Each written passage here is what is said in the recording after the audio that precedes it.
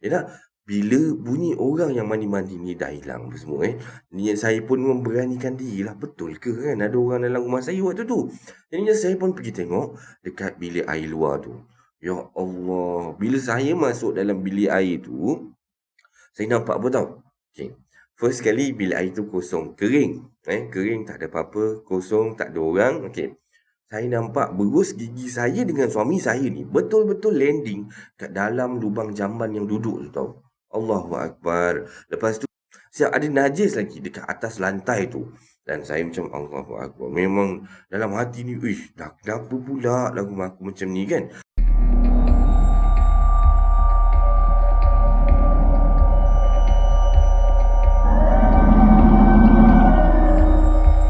Assalamualaikum warahmatullahi wabarakatuh dan salam sejahtera kepada anda semua. Selamat datang ke channel Kisah Seram Malaysia. Jadinya diharapkan anda semua pada hari ini sihat-sihat belaka dan hendaknya insya-Allah. Baiklah, semua kisah-kisah yang saya akan ceritakan kat sini pada hari ini anggaplah sebagai satu hiburan sahaja. Jadinya jangan terlampau taksub ataupun terikut-ikut. Sebelum kita bermula, marilah kita sama-sama berdoa kepada Allah Subhanahu Wa Taala. Semoga Allah panjangkan umur, murahkan rezeki, berikan kesihatan yang baik dan pemudahkan segala urusan kita di dunia dan di akhirat. Dan semoga Allah memberikan syurga buat emak dan ayah kita.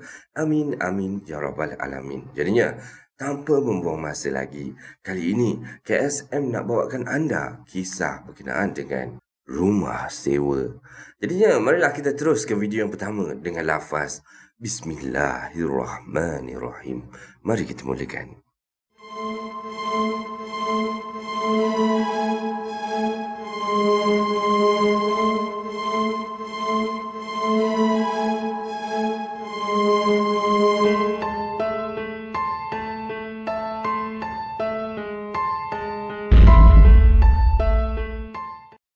Okey guys, untuk kisah yang pertama ni macam KSM katakan tadi, berkenaan dengan rumah sewa kan. Okey. Kisah yang ni KSM jumpa sewaktu KSM tengah scroll-scroll kan dekat social media lah. Scroll, terjumpalah macam satu coretan ni dekat sumber dia dekat FB lah, cerita viral macam tu. Dan cerita ni dia macam lebih kurang orang tu buat meluahkan perasaan dia lah lebih kurang kan. Dia cerita yang rumah yang dia sewa dengan suami dia ni ada gangguan. Jadi kita terus dengan kisah yang pertama. Kisah ni benar-benar terjadi dekat saya, kata dia. Kisahnya bermula dengan saya dengan suami saya ni baru je berpindah ke Petaling Jaya atas urusan kerja. Dan suami saya dapat rumah sewa dekat area Taman Medan dengan harga yang berpatutan lah, kata dia kan. So, rumah sewa yang saya ni berdekatan dengan Pasar Raya Matahari. So, kalau nak beli barang ke, nak apa-apa, senang lah saya kalau nak beli apa-apa kan. So, jalan kaki pun boleh dah sampai ke Pasar Raya untuk nak membeli belah. Dan klinik kerajaan Taman Medan pun dekat, kata dia. Jadinya mula-mulalah untuk marilah kita mulakan cerita dia. First time masuk rumah sewa tu saya dah rasa lain macam dah, kata dia. Mana tidaknya saya siap jumpa dengan kain putih lusuh tau, berlumpur kering kat dalam bilik tidur saya, kata dia. Dan siap dekat kain putih tu siap ada 2-3 helai rambut panjang tau lekat kat kain tu. Dalam waktu ni kan, dalam hati saya ni macam rasalah kain pontianak ke apa benda ni kan? Ada dekat dalam bilik saya waktu ni. Ada ke pontianak tukar baju kat dalam bilik ni ke apa kan? Waktu tu saya masih lagi tak tahu ataupun masih naif lah waktu tu. Saya pun gelak kecil. Orang kata gelak sendiri je lah dalam hati waktu tu kan. Dan saya pun tanpa banyak soal, saya ambil kain tu, tak pegang pakai tangan lah, pegang pakai kayu. Saya angkat kain tu, bawa keluar dan campak dalam tong sampah dekat luar rumah waktu tu. Okey, hari pertama, saya kat rumah tu tak adalah apa-apa pun yang berlaku tau. Siap saya menari-nari lagi dengan suami saya dalam rumah. Punyalah gembira kan dapat rumah dekat dengan tempat kerja suami. Jadinya masuk hari kedua lah. Waktu tu dah start tau. Mula rasa perkara-perkara aneh ni dah mula terjadi kat dalam rumah tu. Okey. Sewaktu suami saya pergi kerja lah, kata dia. Saya ni lepak lah biasalah. Suri rumah sepenuh masa kan. Tapi saya tak buat kerja rumah sangat, kata dia. Saya pun duduk dalam bilik main Candy Crush. Dan selamba je tau. Waktu saya tengah lepak-lepak dalam bilik ni, saya melayan main game waktu tu, saya dengar macam ada orang mandi tau. Bunyi macam orang bush. Macam orang siram tangan mandi dengan air shower. Macam tu lah agaknya kan. Macam orang gila tau. Dia punya bunyi air dekat luar tu. Memang sakan betul lah mandi dia. Dia punya jirus air tu macam gelojor sangat. Macam nak mandi tak sabar-sabar lah. Mandi beria lah macam tu. Jadinya saya dah macam, siapa pula dalam rumah aku tu ni kan? Memang cuak habis lah. Dah macam takut sangat waktu tu tau. Jadinya saya pun menangis. Saya call suami saya untuk beritahu perkara ni jadilah. Waktu ni suami saya cakap, tak apa yang. Awak baca je lah apa-apa yang patut. Bacalah surah-surah dulu kan. Yalah. Bila bunyi orang yang mandi-mandi ni dah hilang apa semua niat saya pun memberanikan diri lah. Betul ke kan ada orang dalam rumah saya waktu tu. Jadinya saya pun pergi tengok dekat bilik air luar tu. Ya Allah. Bila saya masuk dalam bilik air tu, saya nampak apa tau? Okay. First sekali bilik air tu kosong. Kering. Kering tak ada apa-apa. Kosong tak ada orang. Okay. Saya nampak berus gigi saya dengan suami saya ni betul-betul landing kat dalam lubang jamban yang duduk tu tau. Allahu Akbar. Lepas tu siap ada najis lagi dekat atas lantai tu. Dan saya macam Allahu Akbar. Memang dalam hati ni, dah kenapa pula lagu aku macam ni kan. Saya pun masuk dalam bilik air tu cuci-cuci, ambil peralatan semua, cuci bersih-bersih semua. Dan terus masuk dalam bilik untuk hari tu saya tak keluar langsung. Dan bukan tu je Okey, ada satu malam tu lah kena lagi teruk tau kata dia. Dan suami ni waktu tu suami balik kerja lah. Of course lah bila suami balik kerja, dia minta makan kan. Saya pun dah siap-siap masak apa semua. Dan saya pun hidang lah nasi yang baru je masak ni pada suami saya. Dengan lauk-lauk semua dah letak atas meja. Dan suami saya pun okey lah kan, dia nak start makan. Bila dia nak start makan ni, waktu tu saya masih kat dapur lagi tengah buatkan air untuk dia. Tiba-tiba saya dengar yang suami saya ni terjerit tau. Dia kata nasi ni basi kata dia. Dengan siap pikis bau hancing lagi. Dan saya macam daripada kat dapur ni, huara lah saya kan. Panik lah jadinya. Macam mana boleh basi padahal baru angkat daripada periuk nasi tu tau. Dan baru je masak nasi tu dan nasi tu masih panas lagi. Dah lah basi. Siap package dengan hancing sekali pula tu bawa air kencing kan. Dan suami saya pun bangun. Terus pergi azan dekat tengah-tengah rumah tu kan waktu tu. Habis je suami azan ni. Ada suara ikut azan tau. Dan suara tu datang daripada sebuah bilik kosong yang pintu dia tu tutup. Memang kami tak buka pun pintu bilik tu. Dan benda tu ikut azan. Tapi dia dengan bunyi tu main-main tau. Dia azan-azan sampai gelak-gelak lah. Dan ianya sangat-sangat menyeramkan. Dan ngeri kita orang rasa waktu tu. Memang gigil habislah saya waktu tu. Tangan, kaki, lutut semua memang menggigil. Memanglah itu adalah first time saya kena dengan benda aneh macam ni. Yang paling teruk lah saya rasa kan. Dan first tadi saya kena dengan bunyi orang mandi dalam bilik air tu. Dan waktu ni bila suami dah dengar macam tu suami terus tendang pintu bilik tu sampai terbuka. Nyalakan lampu. Bila tengok dalam, tak ada apa-apa pula atas dalam tu. Cuma yang buat rasa seram lagi bertambah dalam bilik tu, baru dia sikit punya hanyir tau. Busuk gila macam bau bangkai macam tu tau. Dan tanpa banyak cakap waktu tu, suami dengan bengangnya call orang rumah kan. Yalah, kita nak mengadu pasal benda lah ni lah yang gangguan dalam rumah ni. Dan jawapan si owner ataupun tuan rumah kami ni senang je kata. Dia kata, itu masalah peribadi penyewa. Malas dia tak campur. Biasanya benda-benda macam ni settle sendiri kata dia. Jadinya suami saya pun malas nak panjang cerita. Terus tutup telefon tu tau. Dan lepas tutup telefon tu, ingatkan dah tak ada apa-apalah gangguan sampai ke pagi. Tiba-tiba masa pukul 1 pagi lah macam tu. Tiba-tiba ada benda ketuk-ketuk dekat pintu belakang tu. Kan? Dia punya ketuk tu bukan macam yang saya buat ni. Lagi kuat. Gedegong. Tapi saya tak boleh nak ketuk meja macam tu kan. Memang kuat. Sampai suami saya ni dia punya terkejut sampai boleh tergolek jatuh katil waktu tu. Dan saya waktu ni dah menangis-nangis lah. Memang takut lah yang sangat-sangat waktu tu. Tengokkan saya yang dah macam nak sawan time tu. Suami saya naik geram tau. Dia pun memang marah lah waktu tu kan. Suami jerit sampai nak terkeluar, nak tekak waktu tu. Barulah benda tu diam. Dan malam tu kami tidur sambil pasang ayat-ayat suci Al-Quran dekat telefon ni. Alhamdulillah gangguan tu tak ada sampai ke pagi. Jadinya suami esok pagilah suami pun bangun daripada tidur. And ni cerita daripada suami saya. Okay. Suami saya cari-cari saya tau pagi tu. Bangun cari-cari. Mana pula isteri aku kata dia kan. Last bila dah cari semua bilik ni tak ada. Last jumpa kat mana tau. Dekat bilik air yang saya dengar. Ada orang mandi kat dalam bilik tu kan. Kat luar bilik lah maksudnya. Dan saya pun tak tahulah macam mana saya boleh masuk tidur. Saya boleh tidur kat dalam bilik air tu sebelah lubang tandas pula tu. Dan suami saya pun angkat saya bawa masuk dalam bilik. Dan hari tu bila dah kena gangguan macam tu agak ekstrim jugalah Suami saya pada hari tu tak pergi kerja tau. Terpaksalah ponteng kan. Sebab saya dah macam orang tak betul dah. Menggigil-gigil ketakutan saja. Walaupun dengar bunyi kucing mengiau pun saya dah boleh menangis menggigil-gigil tau. Jadi saya pun paksalah suami saya ni, sayang, tolonglah sayang, cari rumah sewa lain, carilah rumah lain. Dan waktu ni suami saya dah duduk dah. Dah termenung sorang-sorang, tak bercakap apa pun dah. Dan pagi tu lah, agak macam, mungkinlah suami saya ni nak menenangkan saya punya perasaan waktu tu. Suami saya pun ajak saya untuk pergi beli nasi lemak dekat luar, naik motor lah. Dan balik je dia ke rumah lah. Kita orang dah beli nasi lemak semua. Balik rumah, sampai depan rumah tu, tiba-tiba yang buka pintu. Nengok kat dalam, ada 2 ekor burung gagak tau. Terbang-terbang dalam rumah tu. Memang terkejut saya betul-betul waktu tu kan. Dah tadi punya seram tu tak hilang lagi. Ini jumpa burung gagak lagi.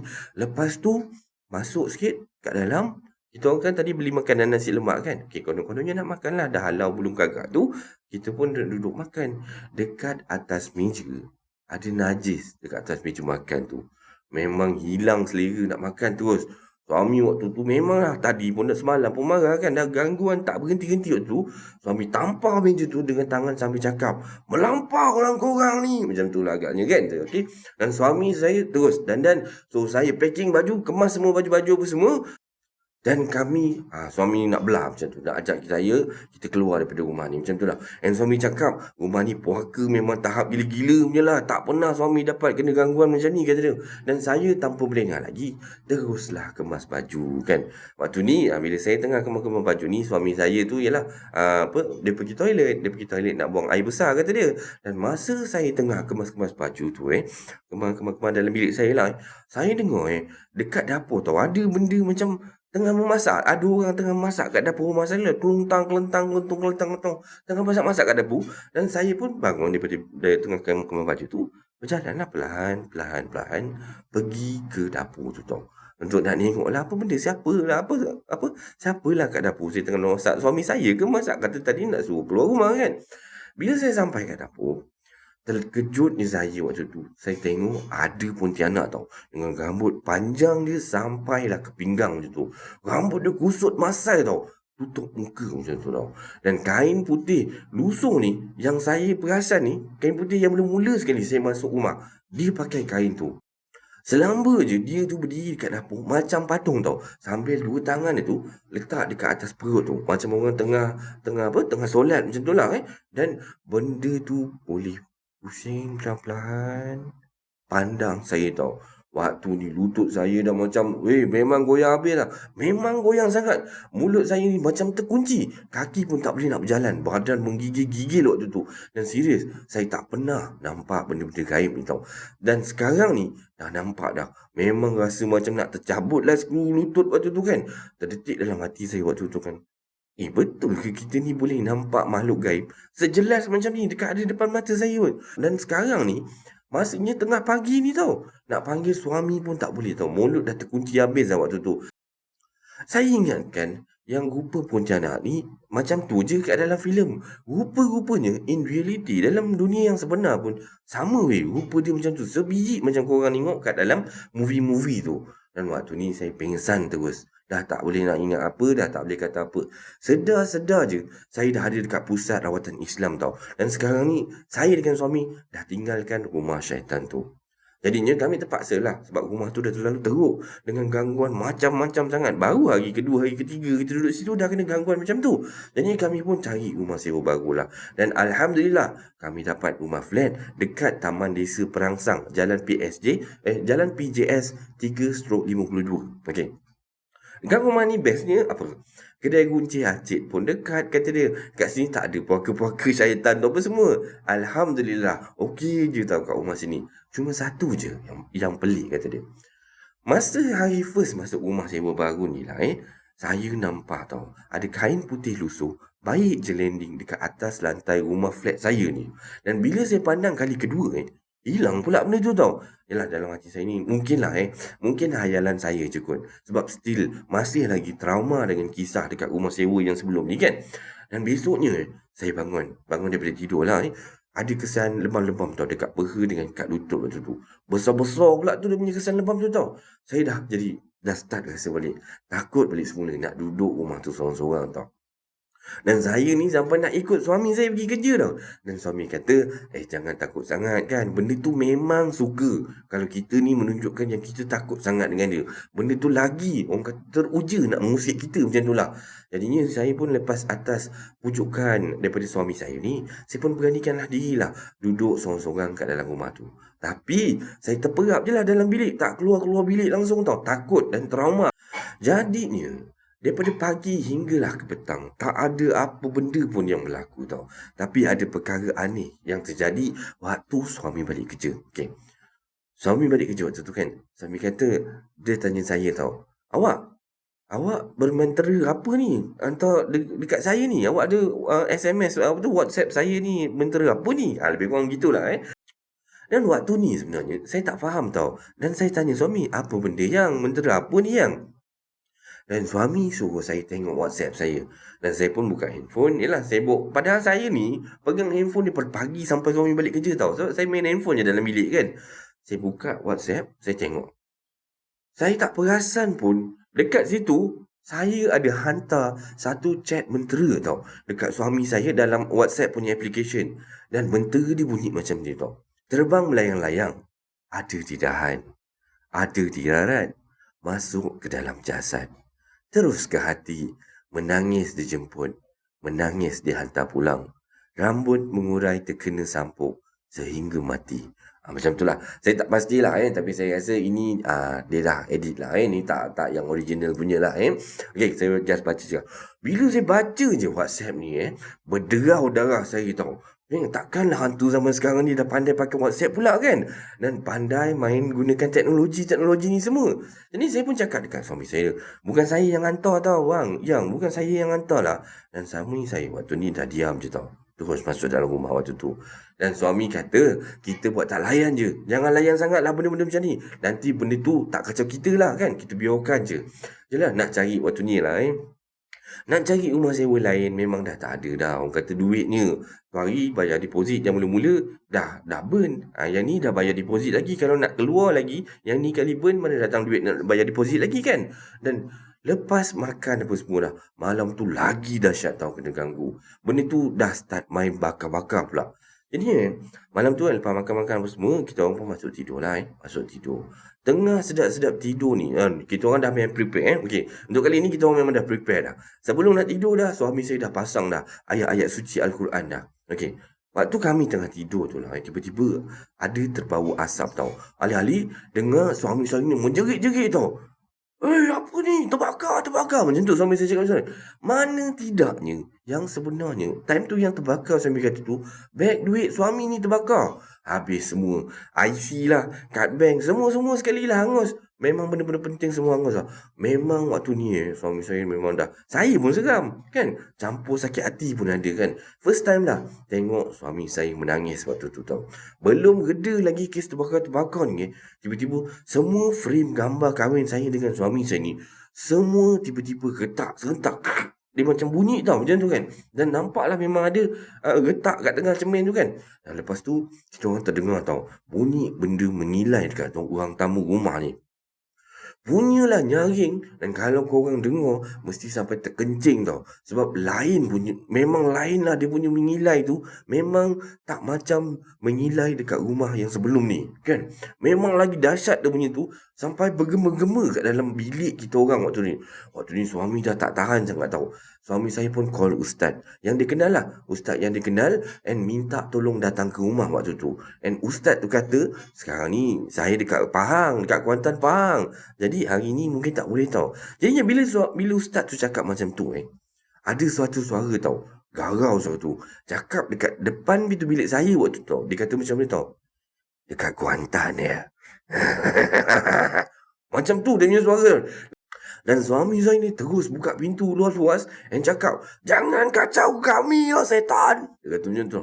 Sebab benda tu dah berani tau mendekatkan diri dan bersuara-suara sampai macam ni. Maksudnya gangguan tu memang dah macam agak teruk sangatlah kan, sampai macam tu punya sekali kan. Dan lepas tu, suami sambung cakap dengan ustaz tu lagi. Dan ustaz dengar tak tadi kan? Ustaz tu tak jawab apa pun. Tapi dia baca sesuatu lah. Dengarlah suami, dia macam mumbling lah baca sesuatu. Dia suruh suami saya buat loudspeaker lah macam tu. Dan dalam beberapa saat macam tu ustaz tu suruh suami saya ni azan dekat setiap penjuru bilik tu. Dan suami saya pun cepat-cepat lah buat. Dan lepas tu, gangguan pun macam dah okey sikit lah. Malam tu dah kurang sikit gangguan tu. Dan kami pun sambung tidur. Gangguan yang menimpa keluarga kecil saya sebelum ni sudah pun tiada. Alhamdulillah. Tenang jiwa rasanya. Dan sebenarnya adalah cerita lebih lagi. Cuma saya cut it short. Biar orang kata sweet je. Okay. Jadi, macam mana anda rasa dengan kisah yang pertama ni? Jadi, katanya kisah yang benar kan. Ini coretan orang tu dia nak memberitahu lah. Dia nak ceritakan meluahkan rasa hati dia yang rumah dia kena ganggu. Dia minta bantuan orang lah. Baiklah, macam mana anda rasa dengan kisah dia? Seram tak? Okey, kita terus dengan kisah yang kedua.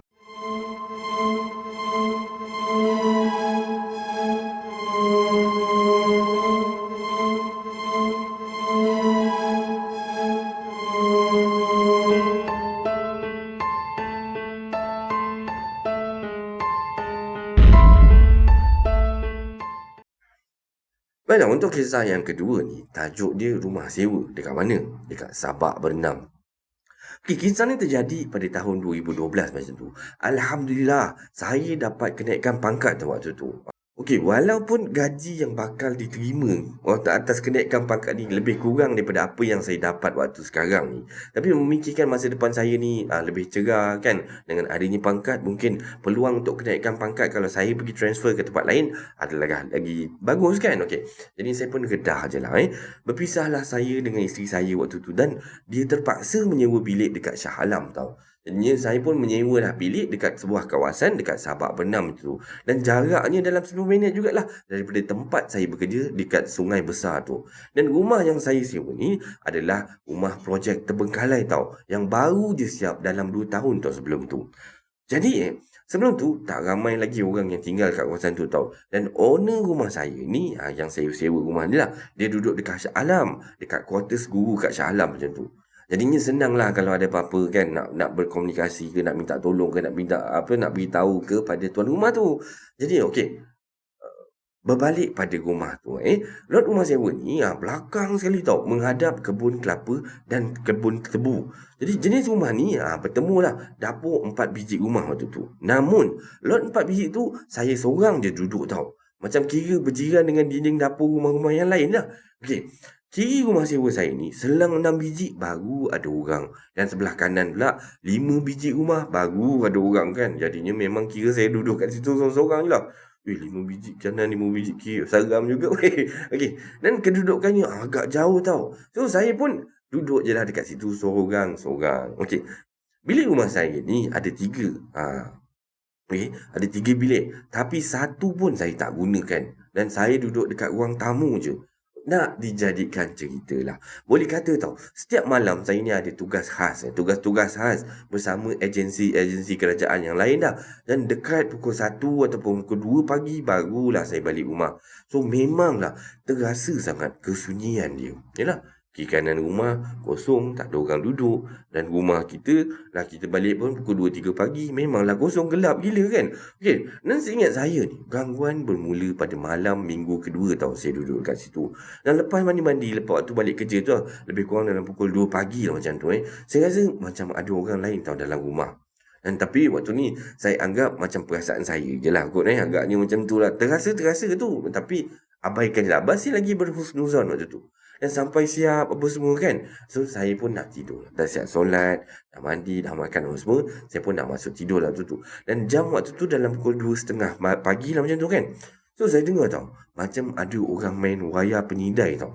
Yang penyidai baju tu dekat luar rumah tu. Dan penyidai tu betul-betul dekat tepi tingkap dako dekat dalam bilik saya waktu tu.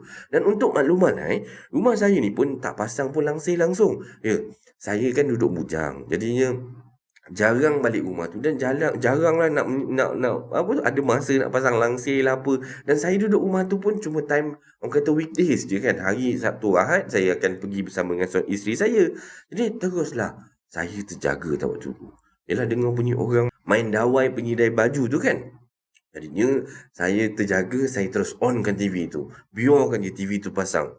Yalah sebagai peneman lah kononnya kan. Baru je nak lelap mata terdengar pula tau macam ada bunyi cakar dekat tingkap saya waktu tu. And saya nampak dengan jelas tau jari dan kuku yang panjang tengah mencakar-cakar macam tu. Dan malam tu saya tidur tak tutup lampu dah. Memanglah sebab takut sangat kan. Dan masa tu nak baca ayat kursi pun dah tak ingat dah kan. Nasib baiklah ada smartphone waktu tu. Saya buka lah Yasin dan surah-surah ni kan. Nasiblah dalam memori tu memang dah ada download, dah ada siap record dalam tu. Surah Yasin dengan surah-surah Azim lah kan. Kalau lah saya nak buka YouTube pun lain macam siput tau kat situ. Memang teruk sangat lain kat situ. Dan saya waktu tu dah cubalah nak pejamkan mata. Tapi malam tu memang tak dapat tau. Memang tak dapat nak tidur malam tu. Sebab benda tu saya rasakan macam ada je tau dekat dalam rumah saya waktu tu. Dan perhatikan saya je. Dan cuma saya ni dengan mata kasar mungkinlah tak boleh nampak kat situ kan. Dan dia ni tak pula menunjukkan diri dia pada malam tu. Dan start daripada malam tu lah, saya ni sentiasa setiap hari akan cari alasan untuk tak nak balik rumah tu. Nak berulang-alik daripada Shah Alam ke tempat isteri saya lah. Adalah dalam seminggu juga saya berulang-alik kan. Daripada Shah Alam ke Sungai Besar tu kan. Dan koyak weh, memang koyak gila pocket time tu kan. Sebab ulang-alik jauh tak tu, naik kereta. Jadinya memang rabak lah. Dan bila dah sampai seminggu tu kan, buat kira-kira tak boleh jadi macam ni, rabak poket aku kan. Bila dah tak mampu lah, yelah dah tak mampu dah, saya pun terpaksa lah juga duduk dekat rumah sewa tu. Jadinya lepas saya dah, orang kata dah tak mampu ni kan, terpaksa dah duduk situ. Malam pertama, lepas seminggu saya tak balik rumah tu. Okey, daripada maghrib tau saya kat rumah.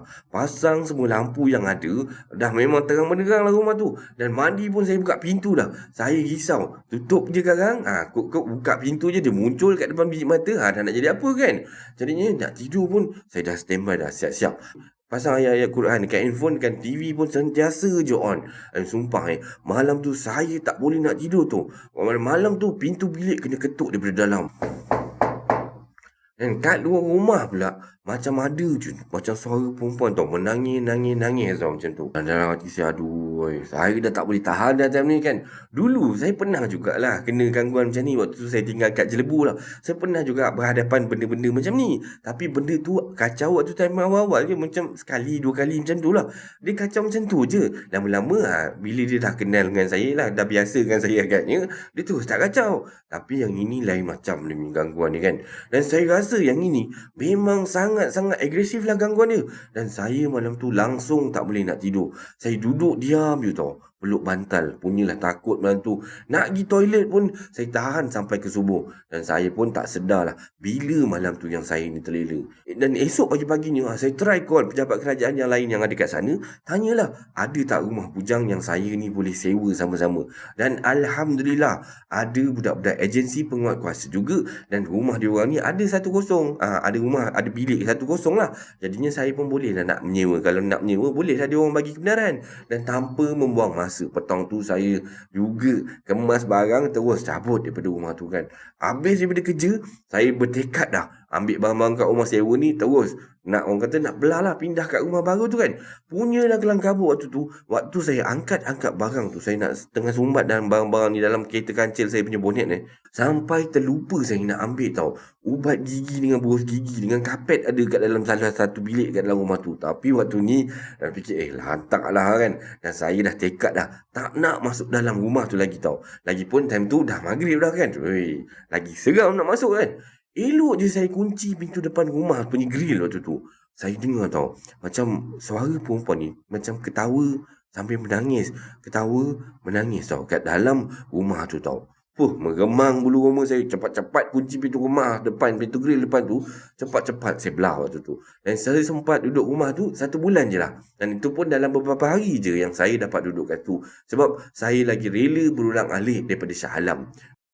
Dan alhamdulillah lepas petang tu dah tak ada lagi gangguan. Dan saya duduklah dekat rumah baru ni dengan kawan-kawan baru. Dan itu pun tak lama juga kata dia. Dia duduk situ lebih kurang dalam sebulan je.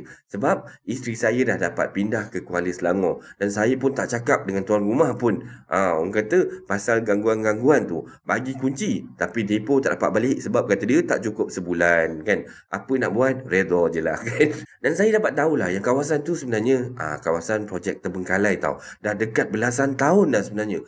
Baru siap dan baru dijual. Jadi tak mustahil lah ada benda yang menumpang dekat situ. Dan ini adalah kisah yang kedua. Macam mana anda rasa dengan kisah yang kedua ni? So, semoga terhibur. Kita ada lagi satu lagi kisah. Kita terus dengan kisah yang ketiga.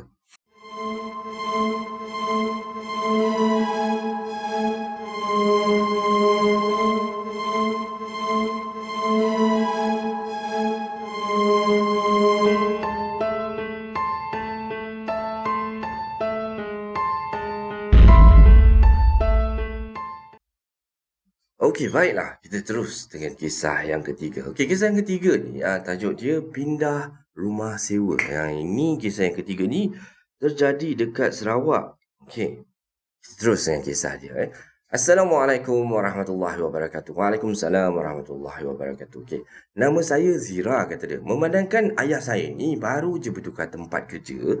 Jadi kami sekeluarga pun turutlah juga kena berpindah mengikut ayah ni dan menyewa dekat sebuah rumah tau. Dan rumah sewa ni terletak di sebuah bandar kecil dekat kawasan Kuching, Sarawak, kata dia. Dan masa ayah dengan ibu ni melawat rumah sewa tu beberapa hari sebelum kita orang masuk rumah tu lah saya pun mengambil keputusan untuk ikut bersama. Jadinya kakak tinggal kat rumah tu menjaga adik lelaki saya yang bongsu. Jadi akak tak ikut lah. Dan ketika sampai dekat rumah sewa tu lah kelihatan tuan rumah sewa tu menunggu dekat depan pintu pagar rumah sewa tu tau. Jadi kami pun keluar daripada kereta dan beramah mesra lah dengan tuan rumah ni. Biasalah kan, tuan rumah baru kan. Jadi kenalah buat muka baik, senyum-senyum sikit kan. Okey. Dan tuan rumah sewa tu pun membawa kami untuk masuk melihat keadaan dalam dan luar rumah sewa tu. Dan masa melangkah masuk tu je, tiba-tiba saya rasa seperti macam sedang diperhatikan tau. Dan saya toleh kiri, toleh kanan, toleh belakang kan. Tapi waktu ni saya tak nampak apa-apa pun tau. Yalah, kalau benda Allah tu, benda tu ada takkan dia keluar pada siang hari kan. Okey, jadi mungkinlah waktu ni saya cuba berhusnuzon. Mungkinlah dalam perasaan saya je lah agaknya kan. Jadi saya telah melihat keadaan rumah sewa dan dah berbincanglah dengan tuan rumah yang semua. Ayah dengan mak saya pun bersetujulah untuk menyewa rumah tersebut. Memandangkan bayaran sewa rumah tu bersesuaian dengan keadaan rumah tu dan berpatutan lah Dan rumah sewa ni ada 2 bilik tau. Bilik mandi ada satu bersebelahan dengan dapur lah Kelengkapan semua komplit lah Dalam rumah tu siap dah. Orang kata fully furnished punya rumah lah. Semuanya ada. Kecuali bahan-bahan mentah je lah. Maksudnya bahan-bahan nak masak. Itu memang kena berdiri sendiri lah. Okey. Jadi selepas selesai berborak dengan tuan rumahnya, kami pun meminta dirilah untuk nak pulang dulu. Dan akan pindah ke situ dalam masa beberapa hari akan datang lah. Maksudnya beberapa hari lagi kita orang masuk rumah tu. Jadi masa buka pintu kereta tu tau, daripada ekor mata saya ni, saya perasan tau, macam ada seorang makcik tau, berdiri dekat hadapan rumah ataupun dekat depan pagar rumah sebelah tu. Dan saya pun toleh lah makcik ni kan. Orang kata, yelah jiran sebelah, jiran baru, kenalah buat manis muka sikit kan. Saya pun senyum lah dekat dia. Tapi dia ni, makcik ni, dia jeling je dekat saya waktu tu kau. Dengan jelingan yang tajam lah tu kan. Dan ni waktu tu, tak apalah, dalam hati saya, biarlah kena jeling ke macam mana kan. Buat tak tahu je lah kan. Mungkinlah orang tu, makcik tu tengah marahkan sesuatu ke kan. Tak tahulah apa benda dia marahkan anak-anak dia ke. Jadi, muka dia pun marah lah, masam lah waktu tu. Dan tibalah pada hari kami sekeluarga ni pindah masuk ke rumah sewa tu.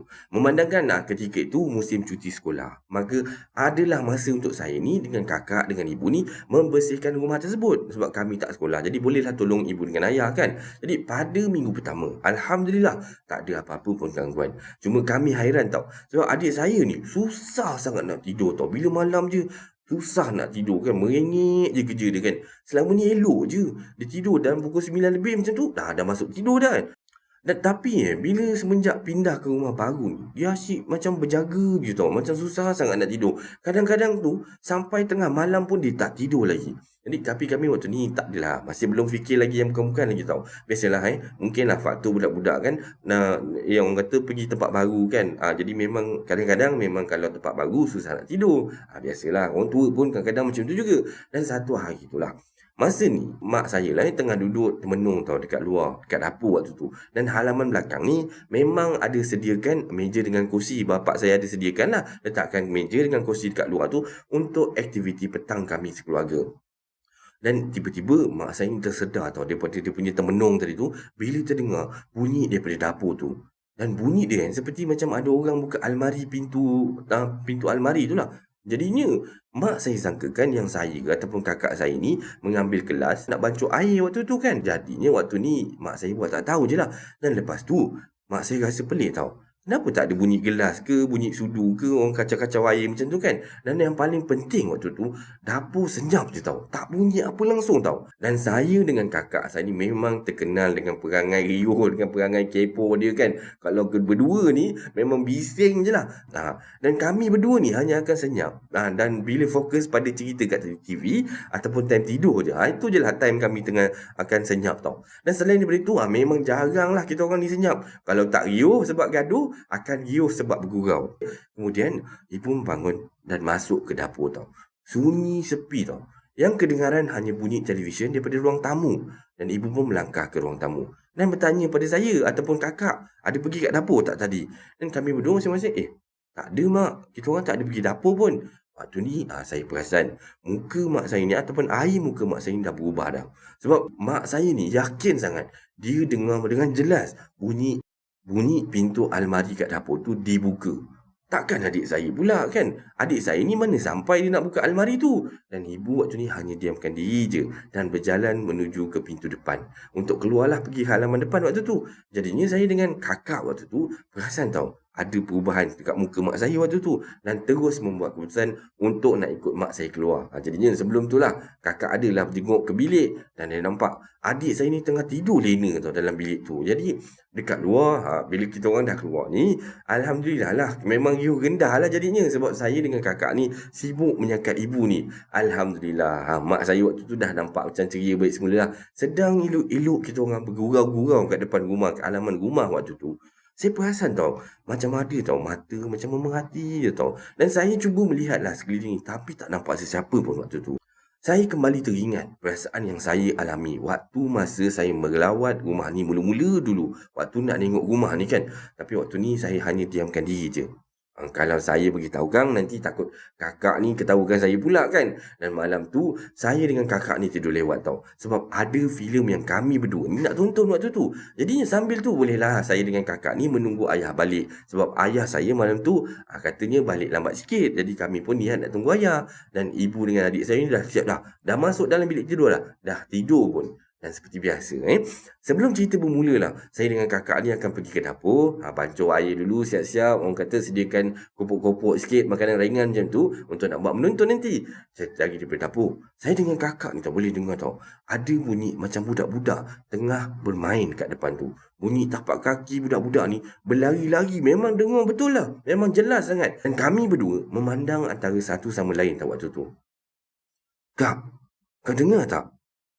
Dengar. TV kot. Kan tadi akak tak tutup TV. Kakak menjawab dengan nada relax je tu kan. Tapi saya tahu jauh dekat sudut hati dia ni sama juga. Dapat merasakan apa yang saya rasa waktu tu. Dan saya ni cubalah menenangkan diri dengan membaca surah-surah yang saya hafal waktu tu. Dan setelah selesai saya buat air dekat dapur dengan kakak ni, saya pun dengan kakak ni pergilah ke ruang tamu ni. Orang kata sebab cerita yang kita orang tunggu-tunggu tu dah hampir nak bermula kan. Alhamdulillah. Sejam yang pertama ni tak ada sebarang gangguan pun. Sedang saya fokus-fokus kan tengok TV tu, tengok movie tu kan. Tiba-tiba aduh mak, perut sakit lah pula time tu kan. Masa ni lah dia nak sakit perut pula kan. Jadinya saya pun mencampai telefon saya ni, cepat-cepatlah pergi ke tandas waktu tu. Masa dalam tandas tu saya terdengar tau bunyi air pipe sinki ni dibuka. Bunyi dia kuat sangat tau. Dan waktu ni saya pelik tau. Kenapa akak buka pipe kuat sangat waktu tu? Marah kena tinggal seorang-seorang ke apa kan? Kemudian keadaan bertukar jadi senyap kembali. Sunyi langsung, tak ada bunyi apa-apa. Dan tak semena-mena bulu roma saya ni tiba-tiba meremang macam tu kan. Dan saya cepat-cepat selesaikan apa yang saya yang tengah buat ni dan keluar daripada tandas tau waktu tu. Dan benda pertama yang saya perasan sinki tu kering tau. Tak basah langsung. Dan kalau dengar daripada air pipe yang kuat tadi bunyi, tak mungkinlah sinki tu kering kan. Dan waktu ni saya dah mula rasa tak sedap hati dah. Dengan langkah yang laju ni, kedegak, saya pun berlari ke ruang tamu waktu tu. Dan masa ni saya dah perasan tau, muka kakak saya dah pucat waktu tu. Saya tanya kakak saya, okey ke tak kan, dah kenapa ni? Tapi akak waktu tu diam je tau. Dan kalau nak tahu yang kakak saya ni seorang yang sangat-sangat berani tau. Jadi dia punya berani, dia boleh layan cerita seram tu seorang-seorang diri je. Tanpa saya ada pun dia boleh layan seorang-seorang. Yalah, bagi saya kalau dah kakak saya macam ni, kira berani lah tu kan. Dan kalau nak dibandingkan dengan saya ni, nak pergi tandas waktu malam pun kadang-kadang tu minta kakak temankan. Dan saya betul-betul pelik tau dengan reaksi kakak saya masa tu. Adik cuba call ayah ni. Bila ayah nak balik akak rasa macam tak sedap badan lah. Kakak saya kata macam tu tau waktu tu. Dan saya pun telefon ayah. Cakap dengan ayah, ya, macam ada benda tak kena lah kat rumah ni ya kan. Lepas tu ayah pun kata, tak apa. Ayah dah on the way dah ni. Sekejap lagi ayah sampai. Ayah kata gitulah. Barulah tenang sikit hati kita orang berdua waktu tu. Dan tak lama kemudian saya dengan kakak ni dengar tau, bunyi kereta ayah sampai dekat depan pagar pintu rumah kita orang. Saya pun bangunlah nak buka pintu waktu tu. Namun dikejutkan dengan bunyi ketukan pintu. Jadinya saya dengan kakak ni pandang tu masing-masing tau. Dan masa ni lampu kereta ayah ni hidup lagi tau. Kenapa ayah tak matikan enjin kereta? Kan maksudnya kenapa dah enjin tak matikan, lampu pun tak matikan, tapi dah ada orang ketuk pintu waktu tu kan. Jadi saya pun cuba menghampiri pintu tu. Dan sekali lagi saya terkejut tau dengan bunyi ketukan. Tapi kali ni ketukan tu lebih kuat tau. Bergegar-gegar. Seolah-olah benda tu tengah marah macam tu. Dan kalau itu ayah, kenapa ayah tak bagi salam? Jadinya saya pun mengundurkan langkah kaki saya ni ke belakang. Setapak demi setapak tau. Dan berdiri betul-betul sebelah kakak waktu ni. Saya dah peluk kakak dah. Dan ketukan tu semakin berlarutan. Ketuk. Sehinggalah kedengaran suara ayah ni bagi salam waktu tu. Assalamualaikum. Adik. Ayah ni. Tapi saya diam je tau. Saya tak jawab apa sebab takut waktu tu kan. Adik, ayah lah buka pintu ni. Adik tak payah takut lah. Jangan takut lah. Benda tu dah tak ada dah. Mula-mula memang saya macam, takutlah nak buka macam tu kan. Manalah tahu benda tu menyamar jadi ayah ke kan. Dan lepas tu bila ayah dah cakap lagi, kalau tak percaya juga sebelum buka pintu ni, baca ayat-ayat dulu. Baca ayat kursi dulu. Jadinya waktu ni saya pun dengan, ayah lah agaknya kan. Saya pun dengan kakak ni perlahan-lahan lah pergi buka pintu tu. Dan ikut seperti apa yang ayah suruh tadi lah. Baca ayat kursi kan. Jadi lepas baca ayat kursi ni, dengan lafaz Bismillahirrahmanirrahim, kakak buka pintu. Alhamdulillah. Memang betul lah ayah kat depan tu. Dan masa tu Allah aja yang tahu rasa leganya saya dengan kakak waktu. Dan sebelum masuk tidur lah waktu tu, ayah pesan, ayah kata, ambil wuduk dulu dan baca doa. Alhamdulillah. Saya dengan kakak ni tidur lena sampai subuh. Jadinya hari esoknya lah ayah ambil cuti tau. Jadinya saya pun beranikan diri tanya ayah apa yang jadi dekat luar malam semalam. Ayah ceritalah yang ada benda putih berdiri menghadap pintu rumah tu dan lembaga hitam dekat atas bumbung rumah. Bila kita dua orang ni dengar cerita daripada ayah macam tu, memang juak lah, memang takut lah, terkejut sekali kan. Sekali 2 ekor dia serang rumah kita orang malam tu. Dan kemudian ayah kata lagi lah, ayah baca surah-surah dan halau lah benda lah ataupun makhluk tu pergi. Nak tahu apa yang saya dengan kakak ni saya tak sangka sangat. Punyalah kuat bunyi ketukan tu, ibu saya langsung tak dengar apa-apa tau. Itu yang ibu saya pelik. Dengar cerita saya dengan kakak dengan ayah tu. Dan pagi tu jugalah ayah hubungi tuan rumah ni dan bertanyalah tentang apa yang jadi. Tapi ayah tak cerita pun pada kami tau. Dia tak nak kita orang takut dan fikir yang bukan-bukan waktu tu. Jadi saya dengan kakak ni memang tak berani nak tanya lebih-lebih waktu tu. Yelah, dah elok-elok tak kena marah, jangan pula nak minta marah kan. Ayah yakinkan kami berdua ni yang benda tu tak akan datang lagi, kata dia. Ya, benda tu dah tak datang pun tunjukkan diri pada kita orang. Tapi saya dapat rasa dia ada je dekat sekitar rumah. Sebab banyak kali jugalah saya dengan kakak ni dengar bunyi-bunyi macam, yalah yang bukan-bukanlah bunyi daripada luar rumah ni. Tapi kami berdua ingat pesan ayah waktu tu. Dia cuma lalu sekejap je. Yang pentingnya jangan menjemput dia masuk rumah. Kami faham apa yang ayah cuba sampaikan. Jadi kami buat tak tahu je lah kalau terdengar apa-apa. Jadinya beberapa hari lepas tu lah kami pun berpindah ke rumah sewa yang lain. Yang kawan ayah cadangkan, kata dia. Mula-mula berat tuan rumah ni nak lepaskan kami pergi. Tapi ayah berkeras. Sebab sampai bila, kata dia, nak duduk dekat rumah ni dalam keadaan ketakutan. Lagipun mengenangkan adik saya ni, yalah, budak kecil. Masih kecil lagi waktu tu. Tak elok untuk budak-budak dengan rumah dengan keadaan macam tu. Yalah, bukan kita nak doakan yang tak baik, tapi eloklah mencegah daripada mengubati. Nasib baiklah tuan rumah tu faham dan benarkan kami berpindah. Selang beberapa hari kami pun keluarlah berpindah daripada rumah sewa yang kita orang duduk ni. Dan rumah sewa yang baru ni lebih dekat dengan tempat kerja ayah. Dan masa nak masuk dalam kereta pun, saya ni nampak tau. Ada makcik yang saya nampak pada mula-mula tu dekat sebelah rumah ni tu lah, yang berdiri dekat depan halaman rumah dia tau. Memandang tepat ke arah saya ni sambil tersenyum. Bukan senyum macam mesra tau. Dia punya senyum tu macam senyum ada makna lah macam tu kan.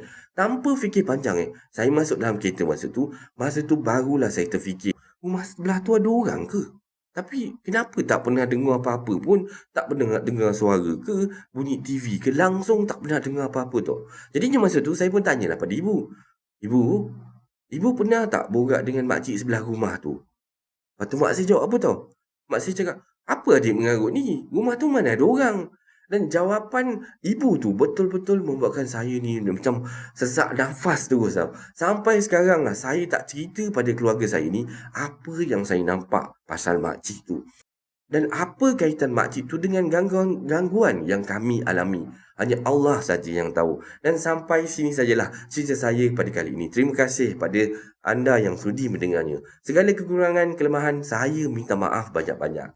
Dan ini adalah kisah seram Malaysia yang ketiga dan terakhir untuk kali ini. Semoga anda terhibur dengan kisah-kisah yang KSM sampaikan. Dan terima kasih pada yang sudi mendengar kisah ini sampai habis. Baiklah, sebarang komen, like dan share daripada anda semua amat-amatlah dihargai. Terima kasih pada yang dah sudi subscribe di channel Kisah Seram Malaysia ni. Dan yang masih belum tu, bantulah sikit kan dengan menekan butang subscribe, like dan sharekan video ini kepada kawan-kawan anda. Sokongan daripada anda semua adalah ibarat membakar semangat buat saya untuk teruskan berkarya agar saya terus berusaha untuk membuat banyak video-video yang baik, yang menarik dan berkualiti untuk anda semua tonton, insya-Allah. Jadinya, yang baik itu datang daripada Allah Subhanahu Wa Taala dan yang buruk itu datang daripada kelemahan diri saya sendiri. Saya akhiri kisah seram Malaysia pada kali ini dengan lafaz Assalamualaikum warahmatullahi wabarakatuh. Selamat malam semua.